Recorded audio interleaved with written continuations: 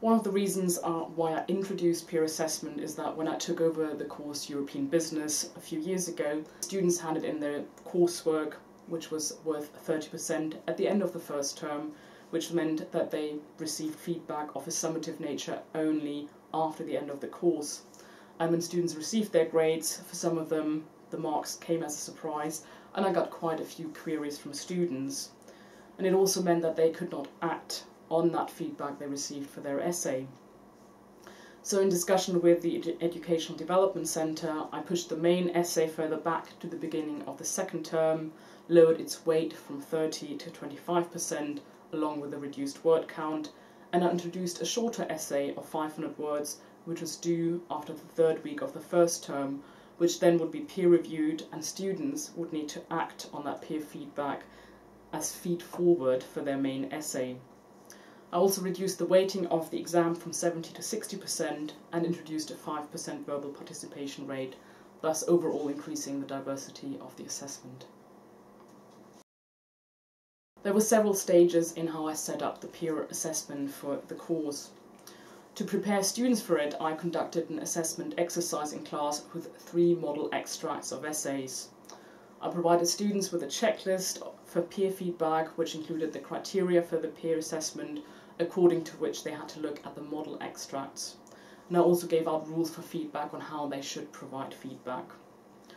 I then assigned groups of 4 students each on Moodle, and they were labelled in alphabetical order. And in these groups, the students had to upload their essay by the deadline, in addition to handing it to the department, and they would then use the Moodle groups to post their peer feedback. Groups of 4 students mean that each student receives feedback from 3 students and assesses 3 peers. The students only provide written comments, whereas I provide the numerical mark for the assessment, for the assignment. The students have 2 weeks to provide their feedback, and they would then receive their grade within another 2 weeks of that deadline. For the main essay, students had to reflect and to explain in a paragraph outside the word count how they've acted on the feedback they've received from their peers. And that has really meant a shift from assessment of learning to an assessment for learning, in moving from an end-of-course assignment only to an early mid-course assignment and an end-of-course one. The change of assessment was effective, which was demonstrated in higher marks in the exam and the main essay, although that was not the case for all students, but for quite a few of them. The students themselves commented on how helpful it was for them.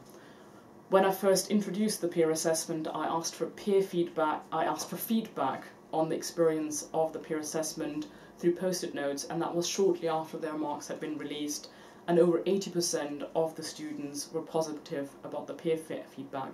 They found it useful, helpful, fun, receiving feedback on how to improve.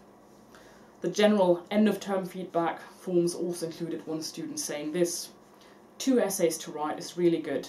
It raises awareness of the course from October onwards, thus demonstrating how they really early engage with the course and the subject material. And then in the last stage, the reflective paragraph in their main essay really illustrates the student engagement and their evidence of learning. Well, the first year I used the peer assessment, I ran it as an assessment experiment with the paperwork filled in accordingly, and for the second year I made that change permanent due to how effective and successful it was. Of course, as the name suggests, it was an experiment, so there were some changes I made, and I'm refining the approach year on year, doing things differently in response to some of the challenges and the teething problems I faced. In the first year, peer groups of 4 were assigned randomly with the help of Moodle. And the second year, I allocated the peer groups by workshop, as students complained they didn't like that they didn't know who they were assessing or who they were assessed by. On the course, I've got about 80 or 90 students, and they're assigned within 4 workshops. In the first year, I also gave students a choice on how to receive their feedback, either via Moodle or via email, and they were all required to email the feedback they had received. As that resulted in far too much email traffic, I changed that in the second run and made it Moodle only. This meant that the feedback given for each essay was seen by all group members and by me. And although one could argue that anonymous feedback might result in more honest feedback, giving non-anonymous feedback actually mirrors the workplace where feedback and appraisal are rarely anonymous. So in a way it prepares students for what they may face in employment. At the same time, I should stress that the feedback is confidential within the groups of 4 and otherwise only visible to me. In the first year, I also gave them an example on how I had been on the receiving end of not particularly positive or developmental feedback, so I encouraged the students to give constructive feedback. A lot of the feedback in that year that was given ended up being almost too positive, creating discrepancies on occasions between my mark and their feedback, so the following year I took a more balanced approach to how I wanted them to provide feedback.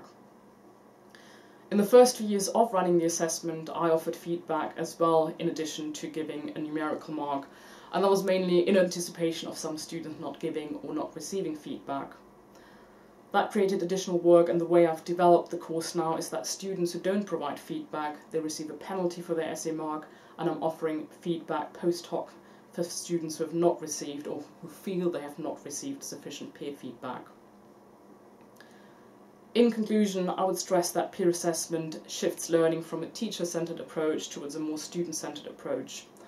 It builds student independence, where students take responsibility for their own learning, which was particularly evident in the reflective paragraph in the main essay, where the students had to explain how they've acted on the feedback given. It was interesting to see that students that did not include this reflection, they often had lower marks than their peers. And I've also seen the development of the writing skills of my students, and peer feedback, as mentioned before, also strengthens their employability skills as it's used in work contexts. In terms of tips or advice for using peer assessment for colleagues wanting to try it out, I think 2 things are important. One is the practicalities of setting it up, and secondly, how you manage student expectations. Setting it up requires some thinking and rationale behind what are the practicalities, what do you want to achieve with it, what is the work involved for you as a tutor, how does it work best for your subject area, are you scaffolding the process, for example, as I did with a short and early essay and a long main essay due later.